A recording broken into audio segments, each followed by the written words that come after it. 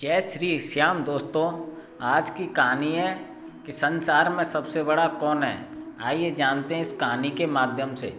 एक बार अर्जुन अपने सखा श्री कृष्ण के साथ वन में भ्रमण कर रहे थे। अचानक ही अर्जुन के मन में एक प्रश्न आया और उसने जिज्ञासा के साथ श्री कृष्ण की तरफ देख। श्री कृष्ण ने मुस्कुराते हुए कहा, हे पार्थ, क्या पूछना चाहते हो? पूछो, अर्जुन ने पूछा। हे माधव, पूरे ब्रह्मांड में सबसे बड़ा कौन है? श्री कृष्ण ने कहा, हे पार्थ, सबसे बड़ी तो धरती ही दिखती है, पर इसे समुद्र ने घेर रखा है।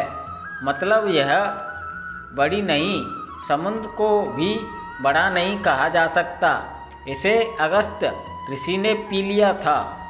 इसका मतलब अगस्त्य ऋषि बड़े हैं, पर वे भी आकाश के एक कोने में चमक रहे हैं। इसका मतलब आकाश बड़ा है, पर इस आकाश को भी मेरे वामन अवतार ने अपने एक पग पर नाप लिया था। इसका मतलब सबसे बड़ा मैं ही हूँ, पर मैं ही बड़ा कैसे हो सकता हूँ?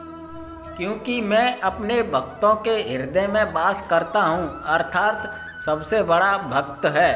इस तरह भक्त के हृदय में भगवान बसते हैं, इसलिए इस संसार में सबसे बड़ा भक्त है। अपनी इस कहानी में मैं यही कहना चाहता हूँ कि ईश्वर कभी खुद को बड़ा नहीं कहता। ईश्वर भक्त के मन में वास करता है। उसे ढूंढने के यहाँ वहाँ भटकना व्यर्थ है। ईश्वर की चाह में मनुष्य को उसका स्थान देना गलत है। भगवा चोले के भीतर भगवान के दर्शन की इच्छा गलत है। ईश्वर सभी के भीतर है। अपने कर्मों को सद्मार्ग पर ले जाना ही ईश्वर की भक्ति है। इसकी चाह में खुद को धोखा देना ईश्वर को धोखा देने के बराबर है।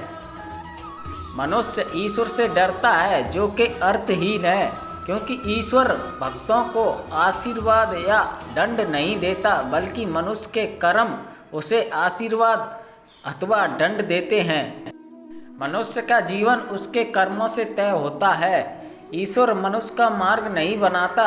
मनुष्य को अच्छे बुरे का विचार खुद करना होता है, और अगर प्रत्येक मनुष्य परहित का विचार करे तो वह कभी गलत नहीं होता।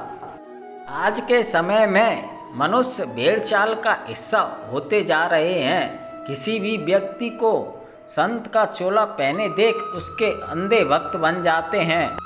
अपने कर्मों का विचार किए बिना उस पाखंडी की बनाई राह को अपना जीवन बना लेते हैं। इस तरह हमारे देश में आए दिन आसाराम और रामपाल जैसे देशद्रोही सामने आ रहे हैं। इस तरह के सच के सामने आने से कई लाखों लोगों का जीवन आधारहीन हो जाता है और अविश्वास उनके जीवन पर छा जाता है। देश के लिए सभी को जागने की जरूरत है। ईश्वर के रूप को सही तरह से समझने की जरूरत है। यह कहानी आपको कैसी लगी, आप हमें कमेंट बॉक्स में लिख सकते हैं, और वीडियो को लाइक और चैनल को सब्सक्राइब करें। धन्यवाद। आगे के लिए और भी अच्छी वीडियो आएंगी।